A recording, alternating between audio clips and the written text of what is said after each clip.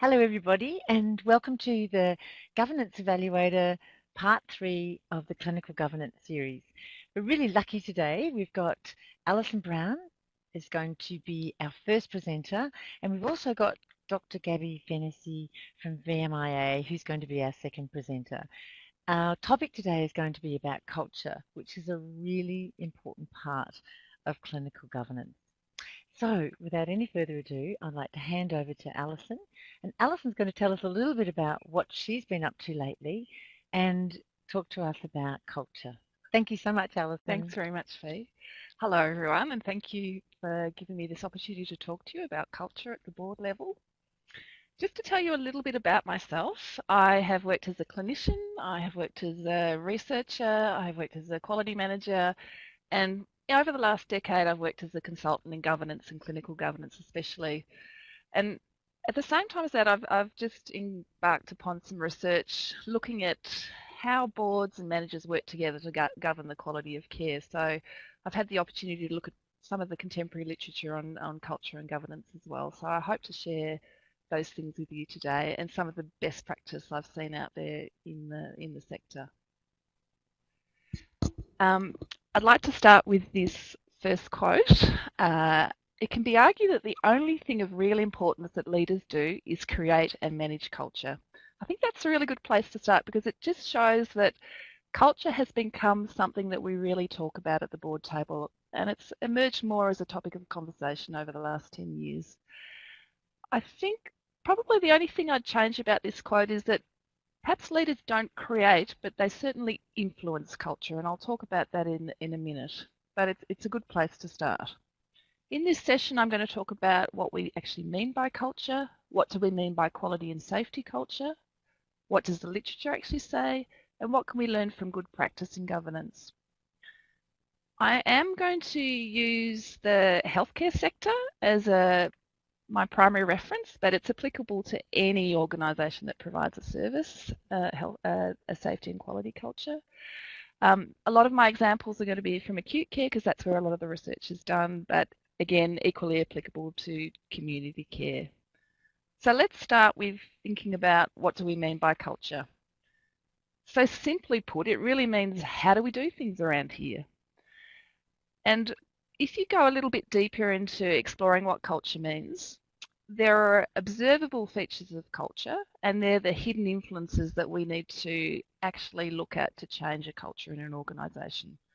So what I mean by the observable features are the things like the way we do things around here is we don't report problems or we don't report issues. So there might be a poor culture of reporting, or there might be some bullying, or there might be a culture where people take lots of leave, or there's stress leave, that sort of thing. So they're observable features of a poor culture.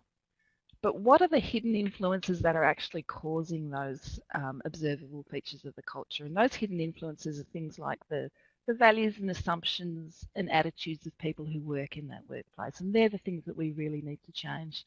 So those are things that we influence through providing incentives and trainings rather than feeling like we can directly control them. So the other thing to keep in mind is there's not a single culture, there are many cultures. So within an organisation, if we start with the board, there's a culture of corporate governance. So the model we use often in healthcare organisations comes from the commercial sector, and there's often quite a strong focus on finances in the commercial sector, and we've borrowed that model, and it's taken quite a cultural shift for boards in healthcare to embrace the idea of clinical governance and quality and safety as a key board issue. So that's a change in culture at the corporate governance level. Other subcultures that exist between professional groups like doctors or nurses. There are also subcultures that exist between staff and management, different ways of approaching things. So there are lots of different cultures that exist within an organisation. It's not one single thing that you can measure. You can measure different aspects. So these cultures coexist within an organisation. Some cultures are flexible and adaptable. I'd like to think the board is. Some are highly entrenched, like the medical professional cultures are often quite entrenched and less adaptable to a change. So we need to work within the multiple cultures that exist. So let's start to look at what a safety culture actually looks like. So the picture is of a jet landing on an aircraft carrier, and obviously to do that, short runway, fast plane, you need a very, very safe environment. So this culture of safety actually emerges from outside healthcare. It emerges from studies of what's called high reliability organisations. And these organisations are characterised by highly complex, risky operations, but where they successfully manage to minimise risk and harm. So these are sectors like the Navy, airlines, the nuclear power industry, firefighters, things like that, where they really successfully minimise the risks of their core activities far more successfully than we do in healthcare, because in healthcare, as most of us know, there's a 1 in 10 avoidable chance of harm or errors in healthcare, and that's been pretty much the same over the last 10 to 20 decades. We've had trouble shifting that. So a lot of research recently has started to look at these high reliability organisations to see what we can learn from them. And while healthcare is different from some of these organisations, there are some key features that that we can learn from. The main consideration is that when we're thinking about healthcare, we think about more than just safety. Safety is a primary consideration, but quality embraces things like effectiveness, appropriateness of care, accessibility of care, all those other dimensions. So below the picture is a definition of a quality and safety culture. So it's those perceptions, behaviours and competencies, those hidden influences that we talked about, influencing the outcomes of care. So let's have a look at what the experts say about what high reliability organisations and what a quality and safety culture look like, what we can learn. So the first point is really about everyone in the organisation having a shared goal and vision. And I've got a really lovely story about a researcher who does a lot of work in this area, and he went to visit the Navy and in fact went on one of those aircraft carriers that we saw in the picture, and he talked to one of the men whose job was to sweep the deck of the aircraft carrier to get rid of all the debris and rubbish that could potentially cause a problem with a jet landing. So he went up to the serviceman and said, "Can you tell me what your job is?" And the serviceman said, "My job is to land aircraft safely." Now that's pretty impressive. You know, his job wasn't to clean the deck with a broom, his job was to land aircraft safely. So just imagine if we went to the hospital and asked the cleaner in the hospital, if we asked them what their job was, would they say, "My job is to improve the health of people in this hospital"? So this is really around a point about, does everyone understand their role and their contribution to the culture of the organisation? The second point is to be constantly aware of the risk in healthcare. And it's to avoid complacency and thinking that we're okay. Healthcare, as I talked about, is a risky business, and you need to be constantly vigilant for problems that arise, no matter how well you think you're managing. There's always potential for new problems to emerge. The third thing, which helps your awareness of any risks inherent in healthcare, is that you're conscious that you have a culture that is blame-free and staff feel confident to raise issues, talk about mistakes, so that information is flowing constantly about issues that need to be addressed. The fourth thing about high reliability organisations is that communication, teamwork, collaboration, both vertically between staff and managers and executive, and horizontally across the different work groups, so breaking across disciplines or those kind of professional boundaries. Teamwork works really well. Finally, high reliability organisations invest in experts when needed, they invest in systems when needed. So that's what we can learn from high reliability organisations. And when those principles have been applied to hospitals, what we've found in the research is that it's led to better outcomes, whether it's reduced length of stay, improved staff retention. So it has been shown to work. But the question is, how do we do it? So I think the first challenge really is to change our thinking about the complexity of the organisations we work in. especially in healthcare, we're used to a very linear way of thinking about things. We have a patient, they have a disease, we give them a medication, they get better. It's a very linear way of thinking about things. But in fact, healthcare is extremely complex, involving lots of people, lots of decisions, lots of actions all the time. So it's useful to move towards what's called a recognition of healthcare as a complex adaptive system. And this is viewed to be more suitable when exploring how communities of people interact and behave. So the features of a complex adaptive system is that they're unpredictable. It's hard to know what's going to happen. The overall outcomes that you get in relation to culture are a result of many, many decisions made over a long period of time, and they're not easily controlled at one point. Control is disseminated and dispersed throughout the organisation. So the implications for this, when we're thinking about changing culture in a healthcare service, is that you have to influence change at multiple levels and multiple points. It's not just a simple process. So it's not easy is the first issue. But the response to that is really that the board needs to be strategic about influencing a quality and safety culture because it is complex and because there are many cultures that may resist change and control. It needs to be a strategic initiative of the board required to shift the organisation and a multi-pronged and multiple level approach. So I'm going to focus for the next period of time on just the things that you can do on the board level to create a quality and safety culture. So if we look towards the governance evidence, let's see what it tells us about the attitudes, actions and perceptions of board about quality and safety. So if we examine the literature, there are three things that are really clear. Boards vary markedly in the engagement in the various activities in quality and safety. So you get some boards that are very engaged and others who just do the minimum. Those boards that are more engaged, the research has found that they're associated with better outcomes of care, so that's been reasonably clearly demonstrated.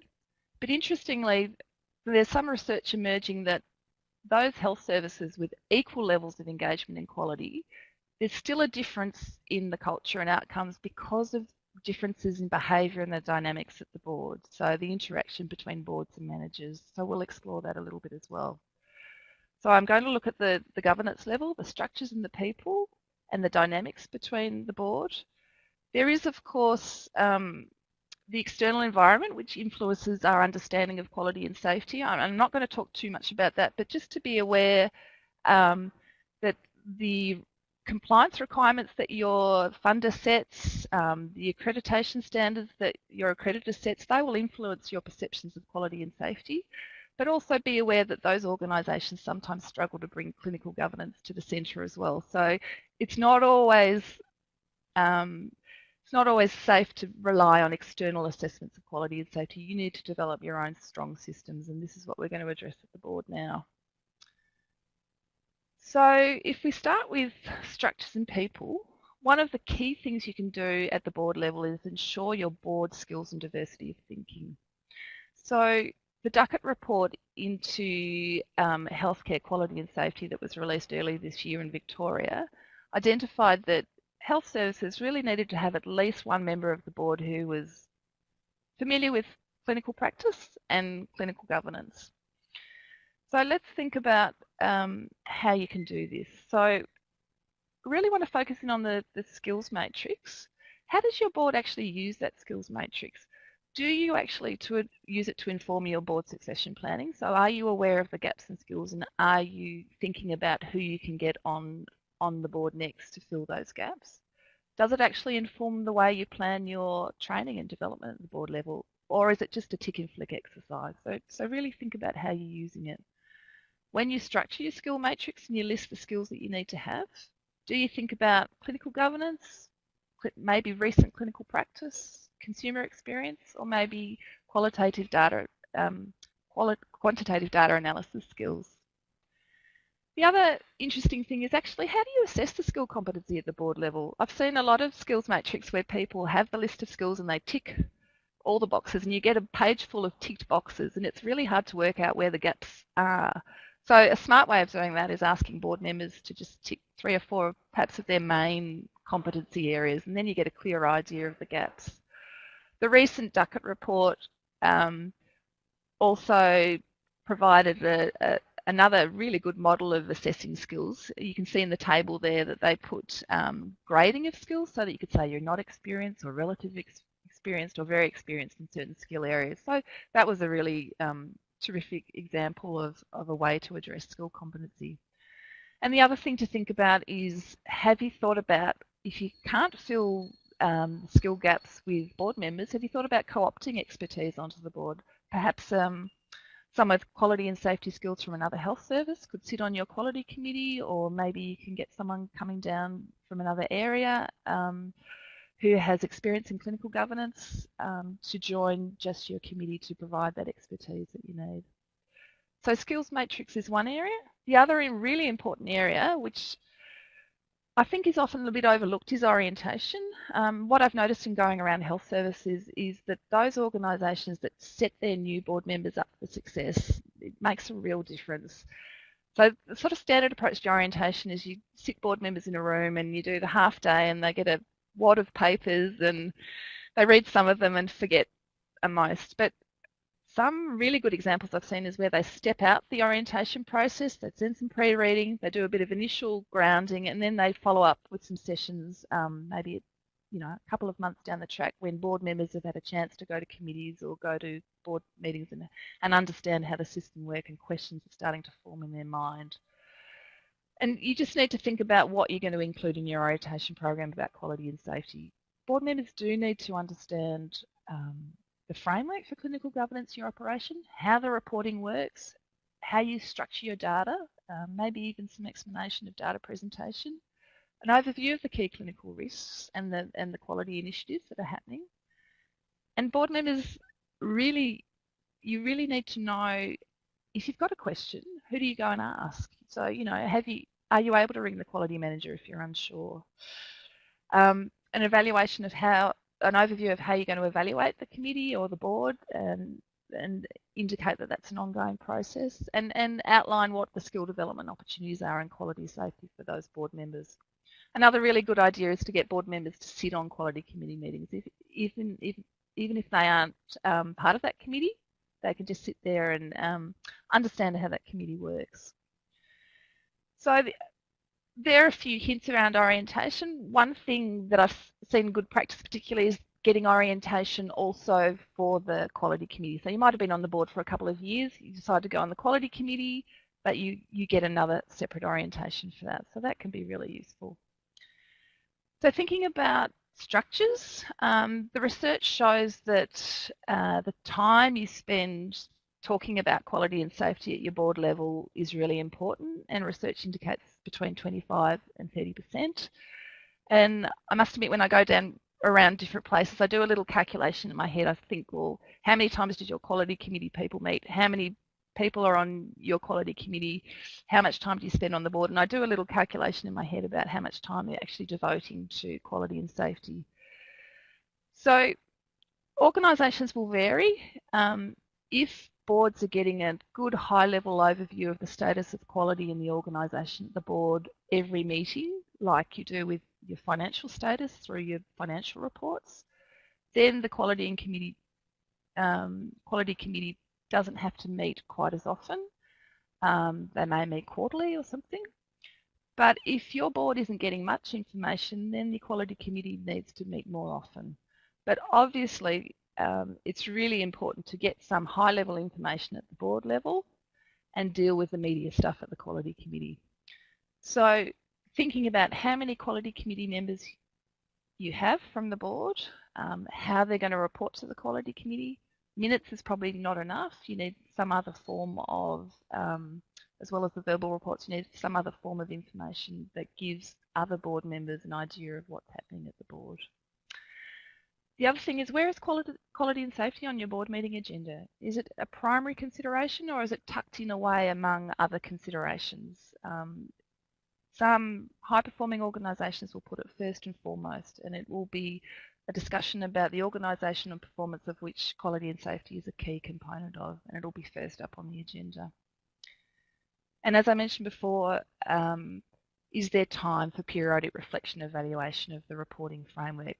You wouldn't expect the reporting framework at the board or committee level to stay the same over a number of years. It's got to change to reflect the changing risks and the changing environment that you're in. So it needs constant review and reflection on. The other thing in relation to structures and people is there's a lot of emerging evidence about boards are more engaged in quality if managers are more engaged in quality. So key considerations for boards are the selection of the CEO. Do they have skills and experience in quality and safety? When you're doing your performance evaluation, have you included KPIs around quality and safety for the CEO? That really sends the message about the focus you have on quality and safety. Does the CEO attend the quality committee? That is really important cultural message to staff about the importance of the committee and the work of the committee in quality and safety. Similarly, some organisations, the board chair will also sit at the quality committee. Another thing that I've come across recently is how the management team is structured. Is the director of quality on the senior leadership team? Do they engage with other senior executives, and do they have the opportunity to discuss quality as part of the important discussion at the organisation? Do they attend the board meeting? So how you structure your management team and the emphasis you place on quality sends a strong message about quality and safety. So just moving on to the dynamics of the board.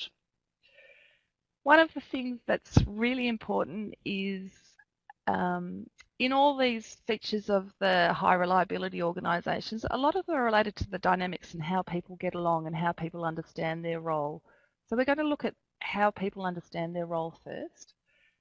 It's really important when we think about a serviceman on the aircraft carrier deck, developing a clear vision of what you're doing in the organisation. So boards, staff, everyone need to know what quality means in your organisation. So you need some statement that reflects the dimensions of quality in your organisation, and everyone needs to work by it, and you can structure your reports, etc. by it. The other thing that's coming out in the research is that organisations, rather than having really broad quality goals, they will have measurable, specific strategic quality goals in their strategic plan. They're not operational, but they're big things that need a concerted strategic approach over a number of years. So I had a nice example at a rural health service I was at recently where they had a strategic initiative to bring in a world-class dementia unit, and they'd worked at that for several years to bring it into place. And it was terrific. It was a very strategic move of the board. The example I've got on the screen there is by a researcher at Johns Hopkins who they brought in that goal about ensuring patients have the recommended care 96% of the time for those conditions. Now, some people might argue that sounds a bit operational, but actually to achieve that change needed multiple changes at multiple levels over a long time. So it was very strategic. So you need to paint a clear understanding of where you're going, but you also need a clear understanding of the tasks to achieve those things. So quality and safety has key tasks. It's not just receiving reports on quality, it's identifying problem areas, monitoring the action to address those quality areas, and also things like reviewing and being reassured or assured that the quality systems in place are working really well, and spending time on evaluation. So you can develop that understanding of the shared tasks of governance through, as we've talked about, orientation, training, making sure your terms of reference are really explicit about the steps you need to undertake, agenda structuring to reflect those key tasks, committee papers, review process, and annual work plans. I'll just talk to you briefly. I've seen some really good examples of annual work plans that are structured to reinforce shared understanding of the duties of governance in relation to quality and safety. So some people have this structure with work plans where they list all the reports or activities they need to do throughout the year on the left-hand side, and then they group them together either under the dimensions of quality or perhaps under the board responsibilities, and it helps to reinforce all the time, these are the tasks, these are the things I need to be working on. The dynamics, as I talked about with the research that showed boards that are equally engaged in quality, the difference is often the internal dynamics of the board, the relationship between managers and board.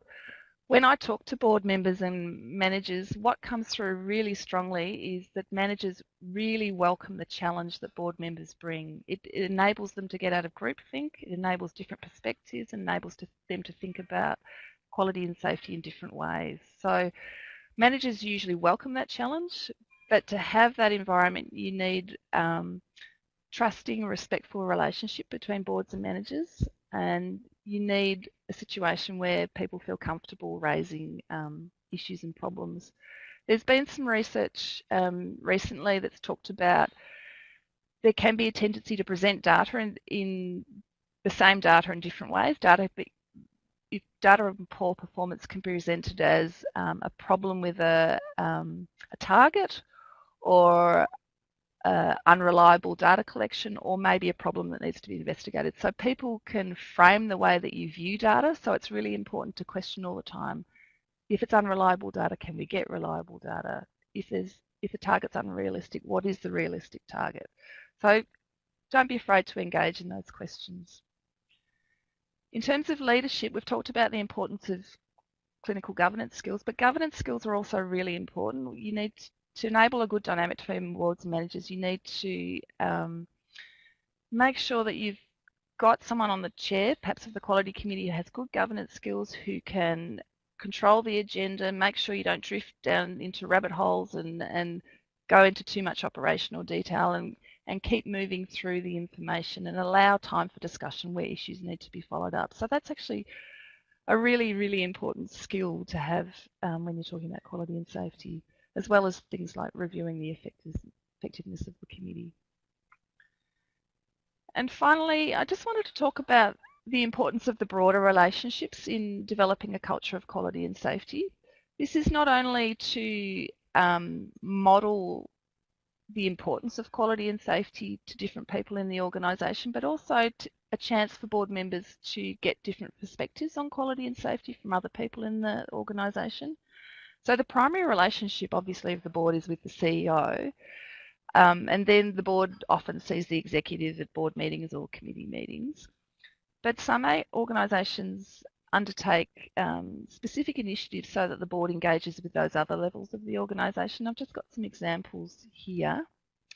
So at the management level, I think Grant in a previous session talked about the importance of medical leadership engagement and how it's been shown to influence outcomes. So some organisations will make sure they've got strategies in place that the medical leaders are engaged and that they can influence change on quality and safety through working groups or presentations.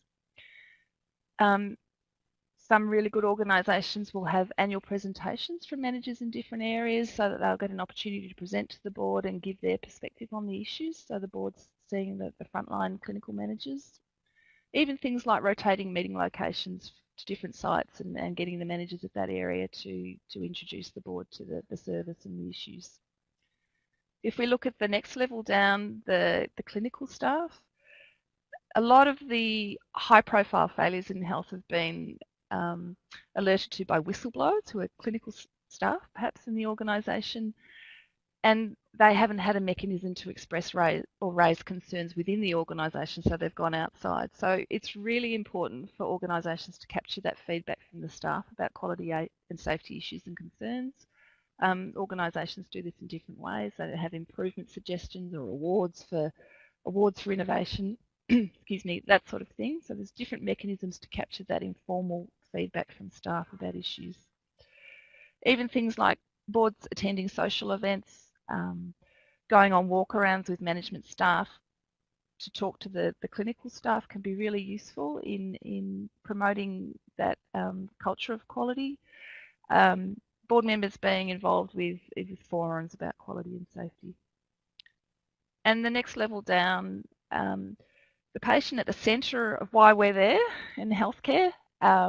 Obviously, the board should get a range of information about consumer experience, but you can strengthen that information with strong links with your advisory committee, have patient stories at the board. Some organisations get the board members to team up with the management or executive, and they actually do walkarounds. They go and talk to 3 or 4 patients and ask them, what's your experience of care? What was it like for you? What can you tell me about it? So the board is often quite removed from the frontline experience, so it's a really nice opportunity for board members to understand different perspectives and to remember and sharpen their focus on quality and safety. The other relationships, of course, are important with external bodies to think about what else is happening out there. Other organisations, how are they doing it? Even other boards. There was a lovely example I came across the other day where a CEO organised for their board to go and visit a board of a bigger hospital, and they had the opportunity to see how they conducted their governance of quality and safety. It was a terrific initiative. So use other organisations, seek out best practice, seek out the learnings from accreditors, external reviewers. VMIA comes to do your risk. When APRA gives information about what's happening in the field, seek out those broader sources of information so you've got a diversity of information at the board that can inform your understanding of quality and safety. So just in summary, leading a culture of quality and safety is something that needs to be done at the board, but it's not only a board role, but there are things that you can do. But remember, it's complex and it's a strategic initiative. So we need to change our understanding of healthcare systems and understand that they're complex systems that require strategic approaches at multiple levels over a long period of time. We need to ensure we've got the right people and the right skills and create the right structures. We need to foster management engagement, make sure everyone understands why they're there, that they've got a clear vision, that they understand the tasks they need to do to achieve that vision, and that we foster those relationships between managers and boards and the broader relationships. So I hope that's useful in thinking about quality and safety in your organisation. Alison, thank you. That really was terrific. It was really interesting. We've had a couple of questions come in while you've been talking, and there's been a couple of questions early on about what is culture, and actually I think everyone now thinks you've defined that beautifully. But one question I would like to ask you, just before we go on to listen to Gabby's talk about risk and culture, is the notion of culture. Is there a difference between the responsibilities for culture at the board level and at the operational level, or is it everybody's responsibility? I'm interested in your perspective of that. That's a great question, Shay. Well, it's everyone's responsibility because, as we talked about, it's complex. It's not a simple thing that will respond to one or two interventions. Everyone needs to change the attitudes and perceptions around quality and safety. So the board's job is to model and lead quality. Managers are doing the same thing at their level.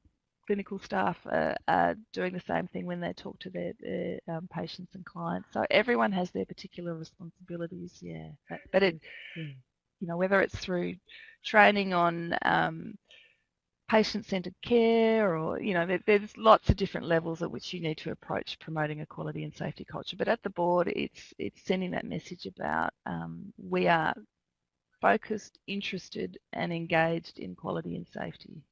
Oh, that's fantastic. And actually, one of the best things I got out of your talk was that a good indicator that the board could have is that they go and ask the cleaning people on their walk around, what is your job? And I love that idea of them actually saying, well, I'm here to provide safe and quality patient care. Yeah, that would be the best outcome, wouldn't it? I think that's really interesting because I know with the Francis report into the troubles at the Mid Staffordshire Hospital in the UK, one of the things that came out was that there was really appalling basic care, and even the cleaners were going around and cleaning toilets and then cleaning bedsides, and then there was basic lack of infection control. And if the cleaners had understood that their job was to improve the health of patients, they would have perhaps understood how important it was. So it's quite a good example. Yeah, it is. I love it. It's fantastic. So thank you, and thank you for all your insight. And I can tell too from some of your research that it's really interesting what you're learning in your PhD and all the study you're doing. And I also think that notion of communication in culture is really good too. So thank you, Alison. Thank you for coming and talking to us today. Thanks.